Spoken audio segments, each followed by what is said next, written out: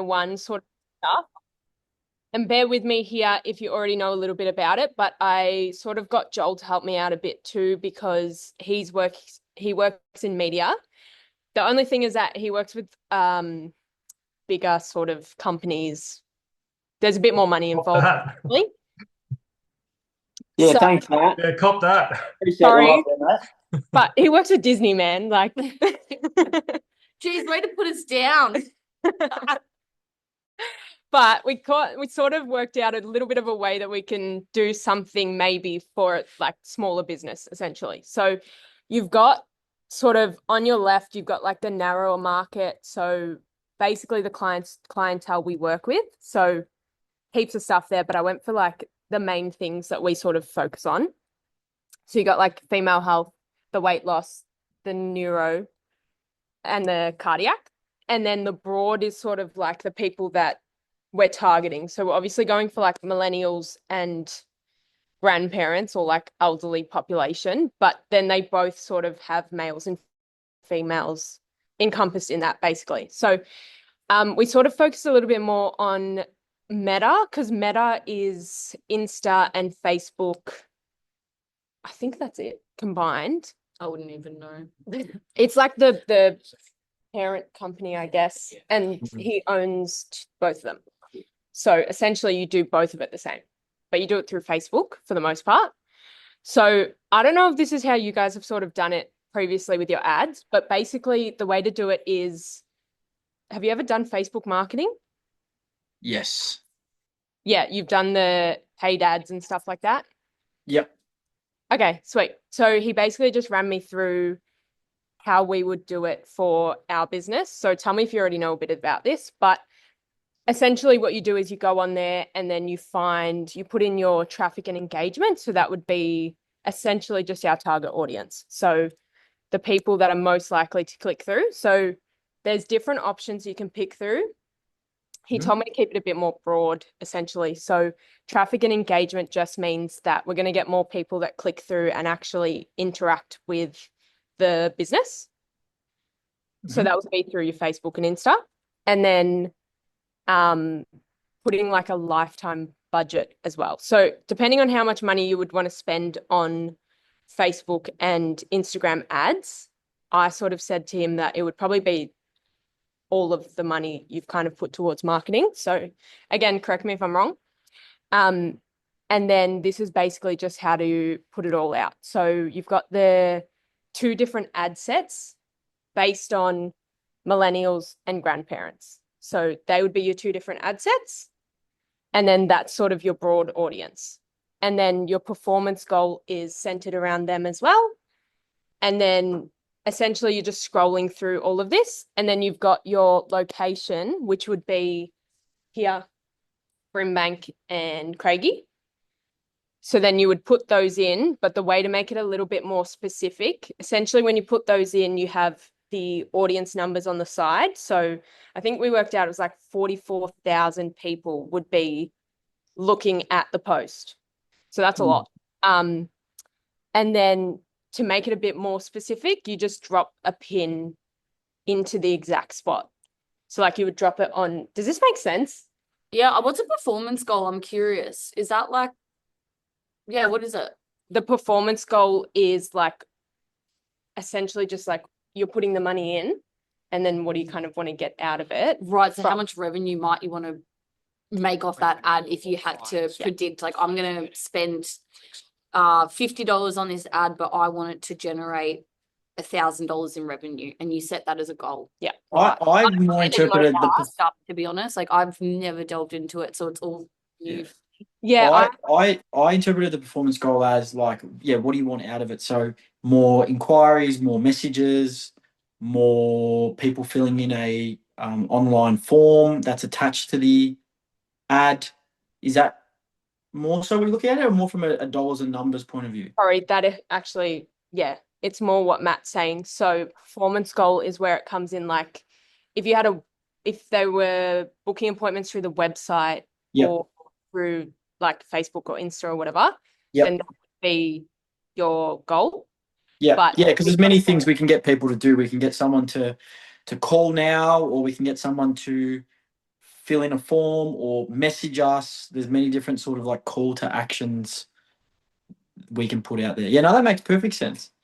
Yeah. Just the question I got for you, Nat, and this is I think this is really good because we've actually just touched on this with I know I've touched on this with Dino specifically, but your title is bang on perfect. So it's like understanding our audience. I think we often sometimes don't understand our audience enough, like not just the conditions, but like more about that, like, you know, millennials or grandparents, like understanding them even more than just knowing them as grandparents is important, I feel. So what sort of like, in this case, like, did you and Joel talk about maybe like what sort of post you would post to capture the attention, or like for the instance of millennials or grandparents, like what would the visual look like, or you didn't really go into that side of things? Nah, we did a little bit. We pretty much we scrolled through the Instagram and he basically said that like what you've got is pretty bang on. But like in terms of the colors and things like that, everything's there. So he actually really liked it from that standpoint. But maybe just having a few more things, like kind of like what you've been doing with the videos of us on the bikes and stuff like that, getting a bit more engagement Yep. and interaction. So that was pretty much what he was saying about it. Okay. Yeah, Cool. because the ads would just be photos, right? There wouldn't be any video ads. That could be both. Okay. Yep. He Could did be say the both. video ads are a bit more expensive. So Yep. yeah. But in terms of millennials and grandparents, basically the elder population watch TV a lot more. They watch what's the word? Like Bold and the Beautiful. whatever the, not streaming and stuff, whatever that word is, live TV. Yeah. So like to target them a little bit more, essentially you would want to have your ads on live TV, but obviously that's not gonna that's not really gonna happen. Well, then your next step back is like you're targeting like MK Moving hits Channel 10 in between episodes of Survivor. Woo! That's how we actually know be we've made sick. it. That would be 100%. so good. I know we've made it when we've got a blimp Marketing flying goals. through the air. Yeah. Yeah. No. We need to get TikTok famous. Actually, yeah. You're right.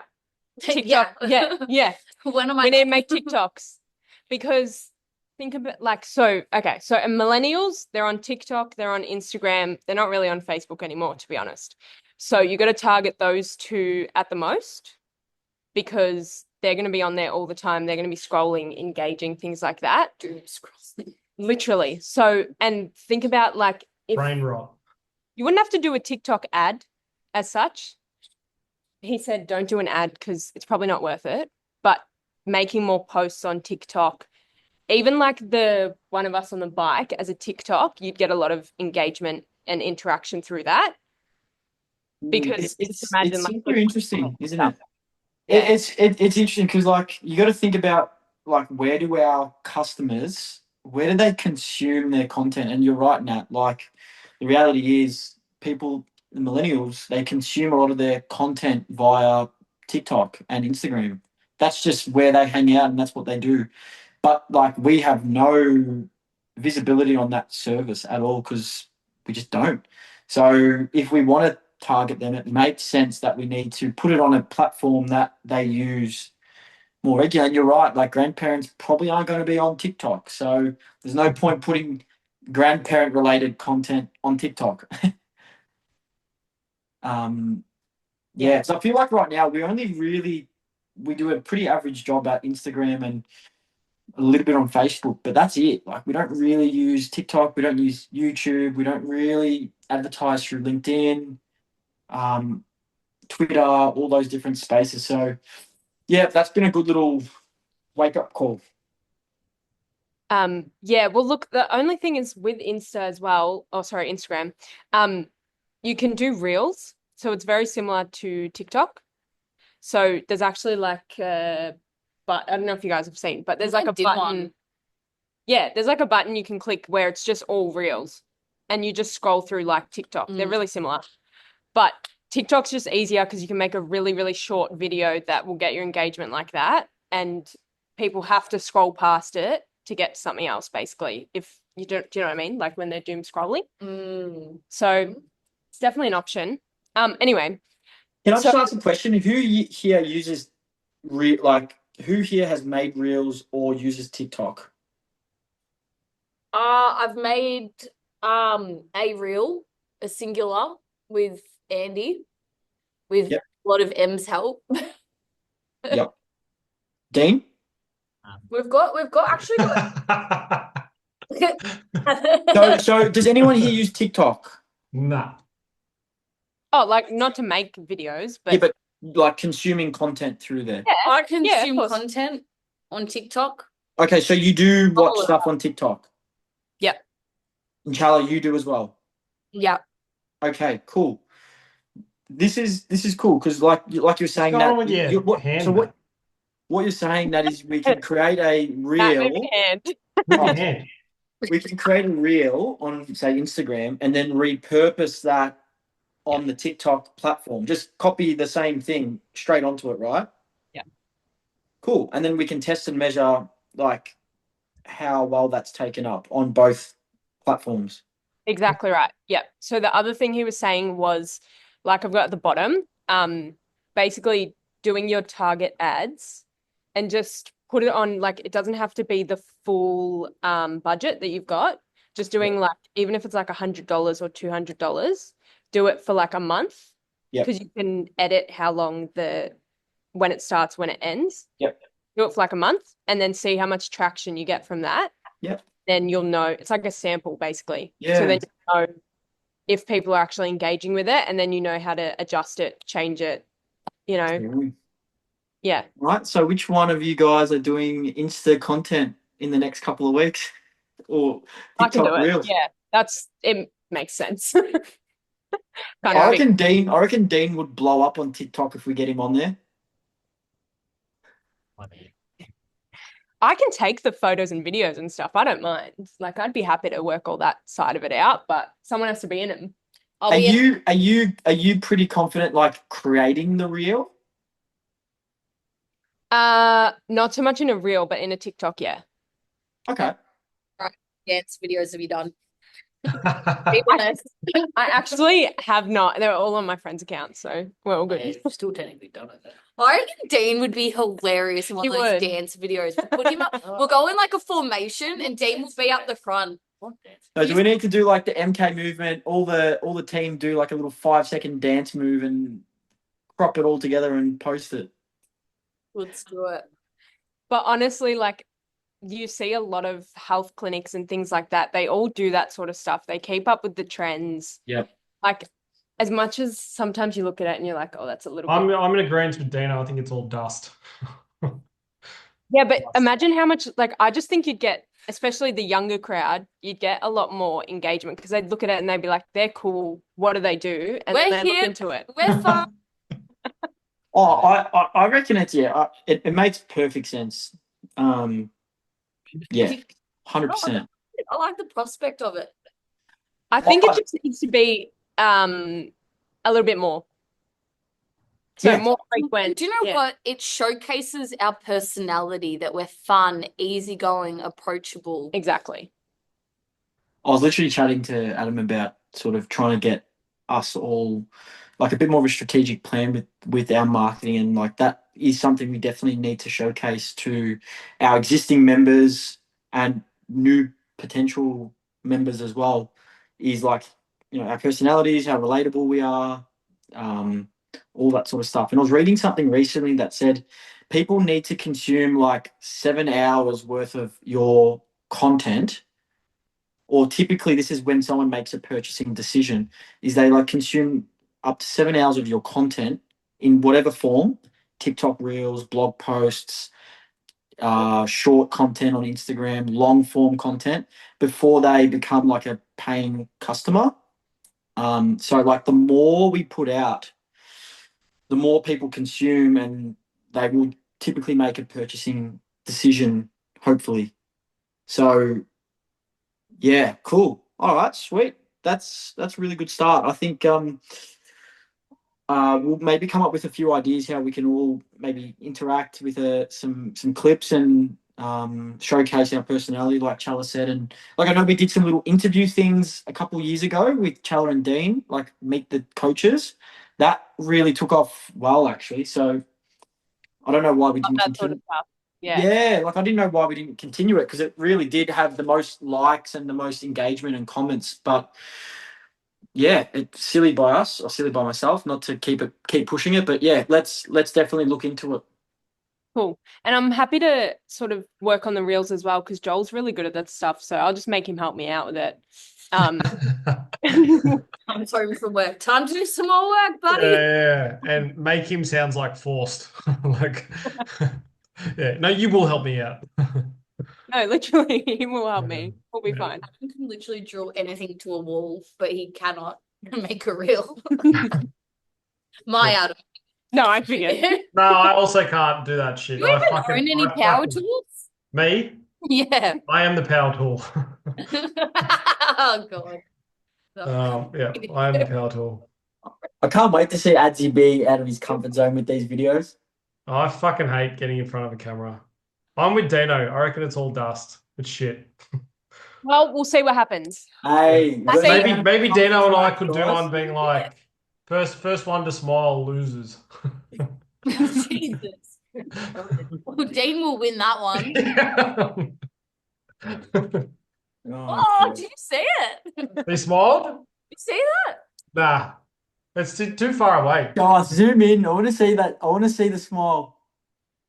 I don't know how to zoom in. Yeah, there he is. Oh no, he's smile. Is that dopamine I can see?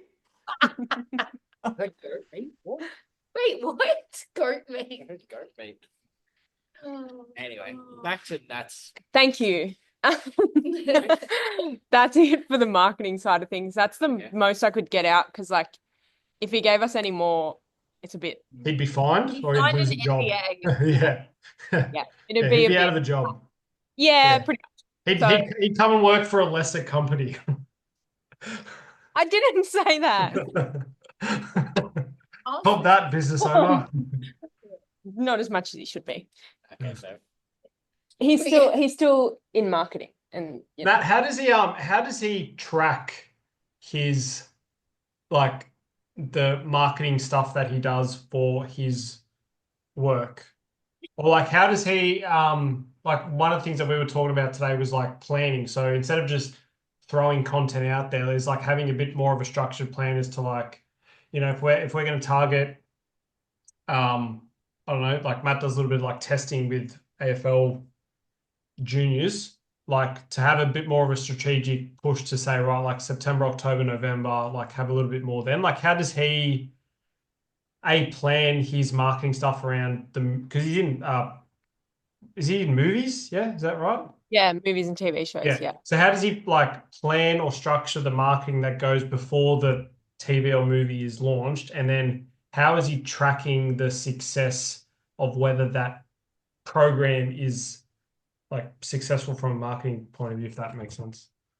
I know what you mean. They basically, from what I can tell, Just remember, you're on camera. say too much about it. Yeah. Yeah. They track the engagement like very strictly, basically. Yeah, like yeah, they have a way of tracking like how many people actually click onto the ad.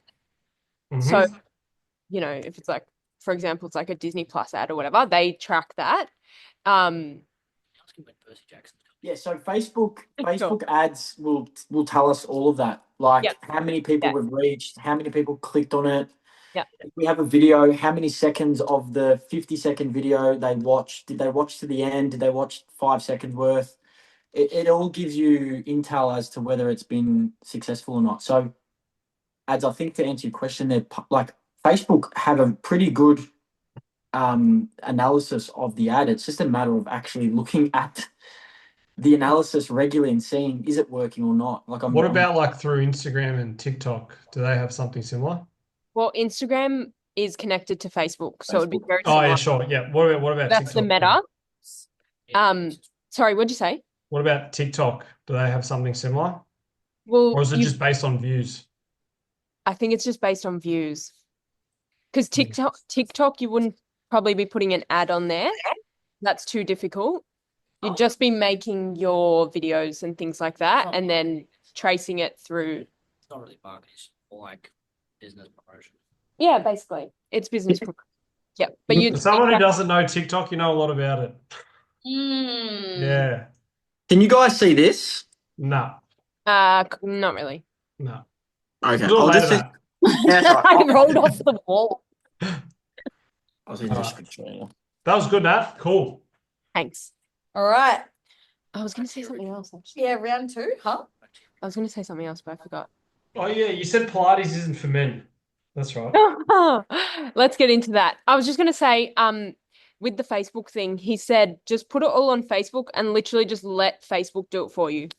Like it will do everything. So it'll give you all of the info you need. You just have to check it. Matt? Yep. No, that's great. That's awesome. I'm just literally looking at Chala's. I put an ad for Chala a couple of months ago, and I'm just actually looking at the data. So That's for me. for the Live Long, Live Strong program. Yeah, that sounded weird. Yeah. Hot Polish girl. Hell, I You're didn't know for you sale. I didn't know you were for sale. Hey Matt, they banned like slavery years ago, bro. Okay, carry on. Carry on. Am I still going? Yep. Okay, cool. Let's go back. All right. So the other thing I wanted to talk about was Pilates. Woo! Just like Adam said, men don't do Pilates. No. He just No, don't. you didn't say that. You said men can't do Pilates. I reckon, can we ask a question? Yeah. Put your hand up if you've ever engaged in reformer Pilates. Yep. No. Matt? Yep, I have. Interesting. Interesting. Yeah. Only So- because my sister-in-law is an instructor. Oh, okay. Well, yeah. So what, you saying you got coerced? I did. Yep. Okay. All right. Well, just listen, team. Yeah. Don't say anything. Okay, I just wanted to do a really general overview, but it sort of seems like everybody knows it for the most part. I sort of made the mistake of assuming that you guys might not have done Pilates. Adam My always bad. says never assume anything. Yep, never assumed that. That's all right. Yeah. We already talked about this. Okay. That's Anyway, gold. so I'll just run through this. You've got your mat and your reformer. So reformer, you use the springs as like resistance basically, and then you can have like extra things on there. So you can have like, they have different Pilates balls. They have the ring for like stretching. Sometimes you use weights, box. Yeah, exactly. Yeah, barrel sometimes. Yep. And then the mat Pilates is basically just on the floor. So a lot of body weight, minimal equipment. Like you can use ankle weights, lighter dumbbells and things like that too. But basically the beauty of Pilates is that it's a lower level impact and you can adjust the difficulty. So they have like beginner classes, advanced classes, things like that. So really good for lower back pain clients, because they're basically in supported positions for majority of it, especially probably the more mat Pilates, I would say. All right. So again, clientele should include men in there, but anyway, mainly middle-aged women tend to be about over 40, but then you've got your younger people like our age as well, that are in there too. But essentially it's probably best for people with, like I said, lower back pain, pelvic floor issues or a weaker pelvic floor. And then also the good thing with it is that you can sort of help with a bit of gait retraining too, and then mental health side of it too. So you get the benefits of like, just like you would pretty much with other sort of exercise, you get the like endorphins and things like that too from it. So What about people with tight pelvic floors? yes, bit of Them both. as well, bit of both. Yep. So yeah, essentially weak pelvic floor sort of comes into that because, tight Is or there any pelvic floor basically. dysfunction?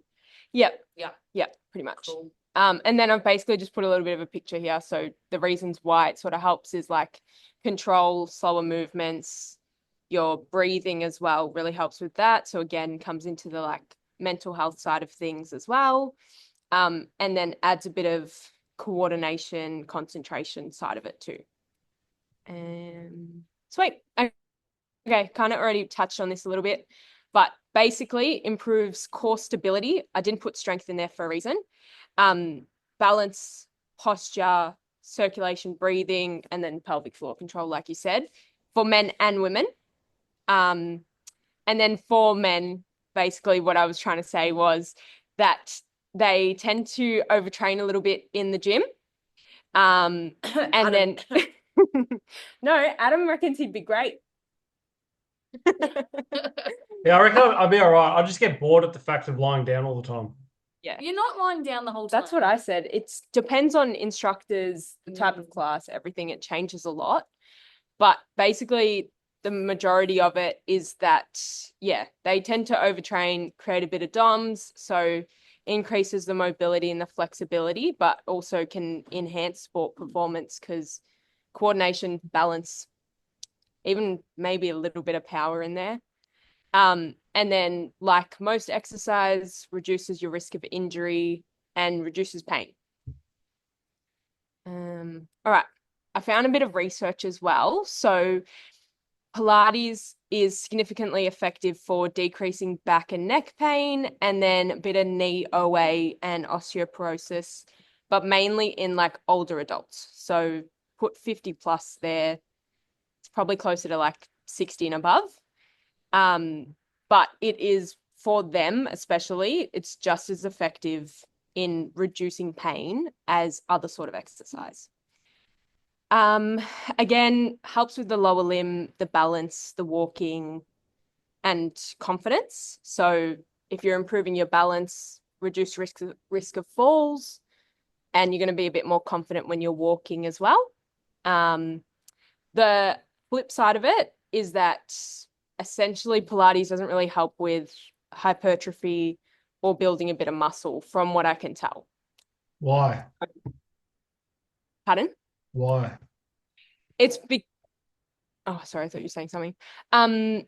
It's more because like the movements that you're doing, you're not really doing them for long, and like I would say the opposite. I'd say it's more of an endurance-based activity. You're doing like high reps, Yeah. 15, 20 at low force production. So sorry, you're doing like what I was trying to say is like it's like multiple things at once, but you're doing really light weights as well. So it's more, like you said, it's more an endurance type of activity rather than building on muscular strength. if you're starting I think if you're starting from scratch, anything can be That's a muscle. yes. building. I was getting to that. like Yeah. whereas people like us who have trained under Matthew wouldn't get much hypertrophy development from Pilates class. Yeah. And I'm Have all of you had Matt's coaching experience done? Yes. Still waiting for you, ads. No. You won't get patella tendinopathy with me, mate. Huh? I'll probably get weaker too. You'll atrophy, mate. You'll be. I'll be the first guy ever to lift You'll be weights. and catabolic. get You'll be weaker. catabolic, mate. Yeah, I'll get catabolic.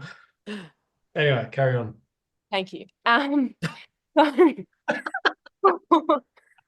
It's interesting you say that, though, Nat. Just quickly, there is so much advertising out there that like Pilates builds booties, and like I feel like there's a lot of instructors creating that sort of claim that like it can be the type of exercise to build hypertrophy and strength. So it's interesting.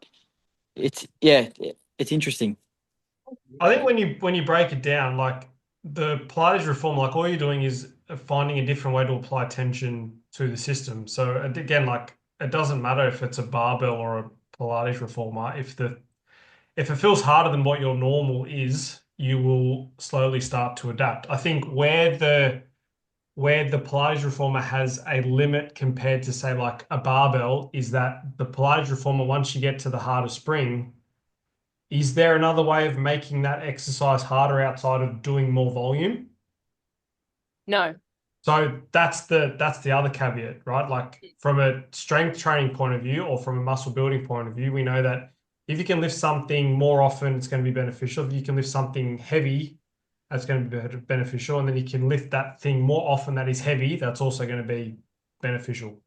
So I think Pilates has a cap on how much potential like hypertrophy you can get from it. It's not Yeah. to say that I don't think it isn't a method of building muscle. I just think compared to other implements, it might not be as good. Yeah, which is basically what the research showed. So like I'm going based off what I've found, and essentially what they said was that through the things that they conducted and the studies they did, no one actually made an improvement on their muscular strength, essentially. So that's sort of what I was basing it off. But yeah, you're totally right, Adam. Can I ask what the assessment was that they used to objectively assess strength? Was it like RM testing or dynamometer, or did they not say? They didn't say. Sometimes they don't. I just be curious to know. They have other markers besides strength they looked at. Well, look, the one that I found as well, it was kind of comparing it to them with a bit of like with an injection, essentially, for their pain. And then Right. doing Okay. Pilates. So it was a little bit different. It wasn't like healthy population. No. And they were all older. Yeah. Yeah, essentially it was like they've all got pain and they had different types of things that they were doing to help reduce the pain. And then they found that, yeah, essentially. And they found that the pain was reduced through the Pilates. Yeah. Is Cool. the gist of it. Yeah. Why do we think it's as effective as other exercise interventions? Why do we think people get results from doing Pilates? Because they put the word clinical in front of it. There's a bit of a mind game. Adam? It's Sorry? What was your question? Why do we think that people who do Pilates get benefit from it? adherence. Yeah, Yeah. adherence. Bingo. I reckon It's of my adherence. 15 girl friends that I have, there's probably only maybe one other girl that I know of that does strength training apart from me. All my mates do Pilates. It's And adherence. they just love it. It's low impact. They don't Yeah. feel like they're going to throw up. They Yeah. don't have to go There's to a an social element. It's what like for them, it's fun. I would it's say fun, it's da, for da, da, going da. to an environment where, like, because if you don't have experience in a gym, it's going to be a really daunting Yeah. place to be. Whereas you rock up, you're told what to do. You don't have men perving on you, which I think is a massive deterrent, honestly, for a lot of women to go to the gym. So it's like a safe space, a female space as well. I completely That's agree. my I understanding. think, yeah. Yeah. I think the reason that and I'm not dissing Pilates because I think it's a great way for people to find movement if they're, again, like maybe a little bit body conscious, not super confident in going to the gym, want to do something with friends that's got a social element to it. But the reason they get benefit from is because they do it for like 6 weeks or for 12 weeks and they're super consistent at it. So whatever change they're going to make, like they're going to make that change because they're being consistent, they're doing it regularly. That's probably helping with their mental health. Like there's a whole other reason for it, which I think the lesson again is like if we can be consistent with clients to be like, hey, if you can do this for like not just this week, but the next week, the week after that, and so on and so forth, like there is something about your situation that is more likely to change than not. Yeah. And like just going back as well, people that are like don't do a lot of exercise or they're just starting out will be the ones that will probably find the most improvements as well. But in terms of like people that, like people like us that have been doing it for a while may not see as much improvement, but again, will be able to improve in their consistency, maintenance, things like that. So it's just a good thing to add in.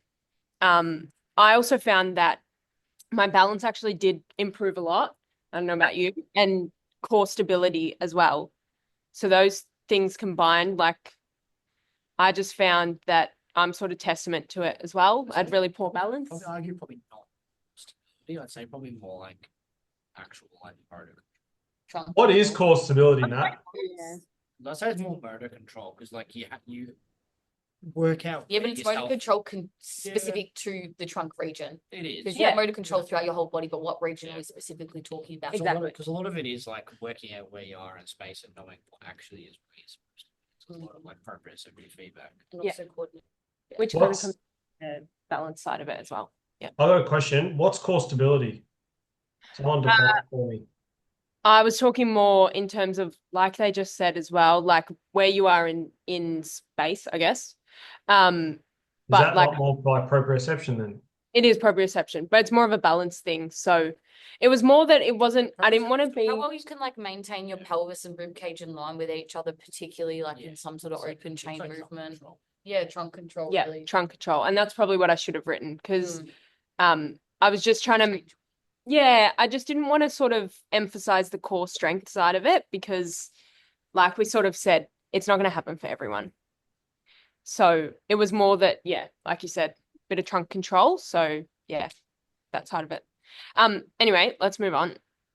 I don't know if you guys know, but for majority of it, I think this is the setup. So basically, So is just it universal, the colors?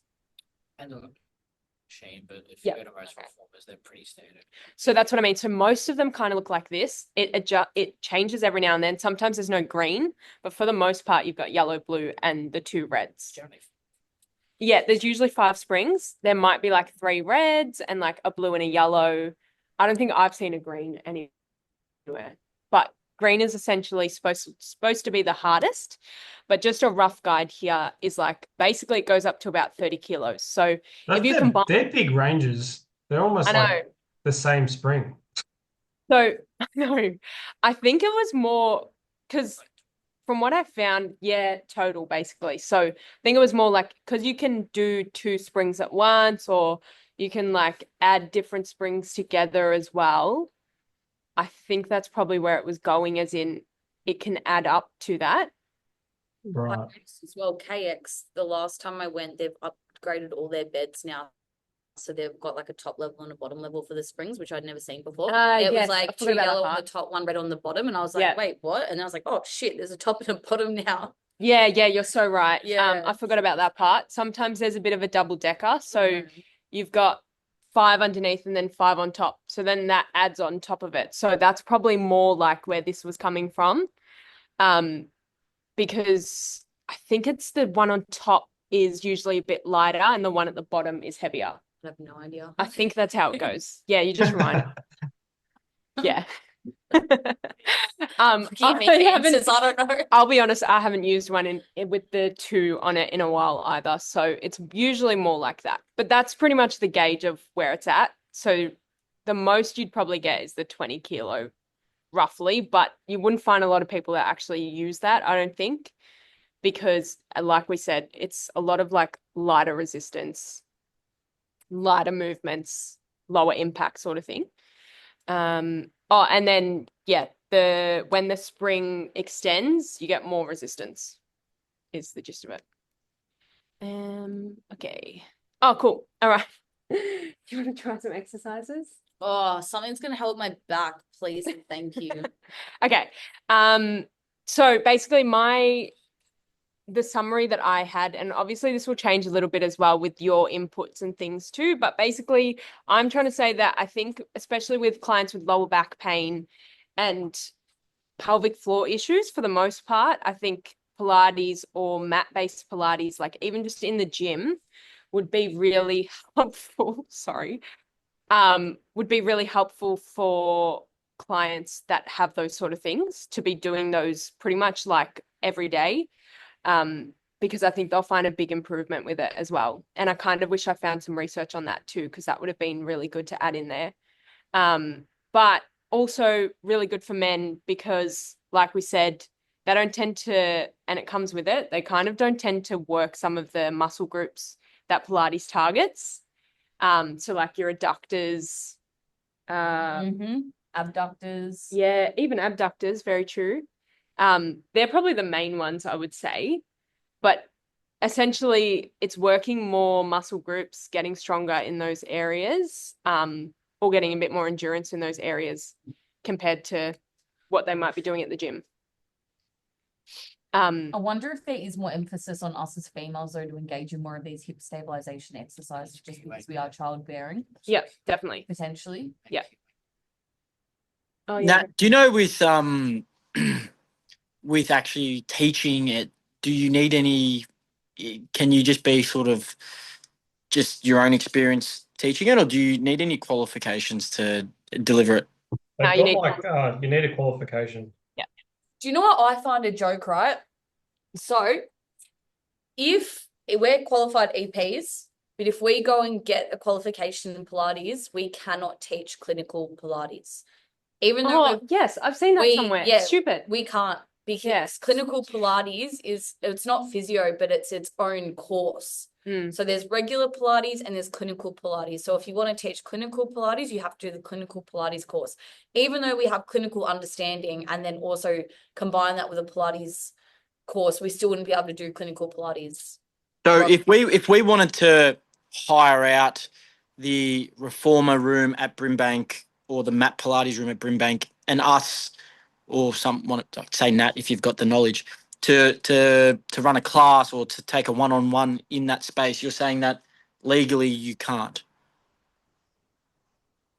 like you using a reformer bed. I mean, it depends how you proposed the class. I think If the class was like a Saying. yeah, if the class was like a one-on-one exercise physiology session and you're using the reformer as part of your rehab, there shouldn't be any reason as to why they couldn't still claim their private health insurance as a standard EP session or No, No, because it's the health like- insurance wouldn't know what I you're would doing. be proposing it as like a Yeah. Pilates class. It would be an exercise class. exercise class. Yeah. You just be careful with the wording. Yep. Okay, cool. No, it's good to know. I don't actually know if we have access to that space at Brimbank upstairs. So yeah. Mm. Something to keep in mind. Oh, that was like perfect timing. Anyway, these are just a few exercises that I put in there. So you got like on the lighter side, so probably like your newer people with like a bit more pain, and then your more advanced things. So more like probably what you do on the reformer, but just so we have a bit of an idea as well, like your curtsy lunge is pretty difficult, scooters are pretty difficult, like the works, and then you can also, they have a lot of additions to it, or like progressions as well. You show me a scooter, Nat, and a pike. What are they? Can you demo I them? don't know if I can show you the pike. I kick up. Yeah, I can't really, can't really, But but literally like your legs go back and your head goes down and your hips go up. a pike is like this. Lower. Oh, you just touch the ground. I don't know. Even I could get an all pike. All right, Well, go on then. Oh, Yeah, go get- Dino. Do the pike off the Swiss ball. Oh, actually, yeah, put your legs on, you could put your legs on the Swiss, yeah. Oh yeah. Or you could use TRX. Yeah, and then, yeah. And then you gotta bring your feet in closer. And then Go, all the way in, all the way in. Oh, I can Ooh. like More flexible than you. That's nice, Dino. Pretty impressed. That's your pike. I've got to For the jump in most with part. this now, guys. What's a scooter? Scooter is literally just like a lunge, basically. It's just a lot. Reverse? It's just a reverse lunge, but you just go like back like that, and the reformer moves in and out. Ah, okay. Do the same. And curtsy lunge is like an adductor lunge. Like this. Curtsy's like reverse, like you're curtsying. Will I be Yeah. seeing face to face next week? Not after your comments. Okay, say that again. Will I be seeing everyone in person next Wednesday? Never see us again. No, of course. All right, easy. Have a good one, guys. Nat, bye. See you later. Say hello to Joel today. To a Pilates class. I want to see you guys all in action. Yep. Yeah, cool. I think that's it. Yep. Fantastic. Well done, Nat. Good stuff. How do I? How confident would you feel to if we did have access to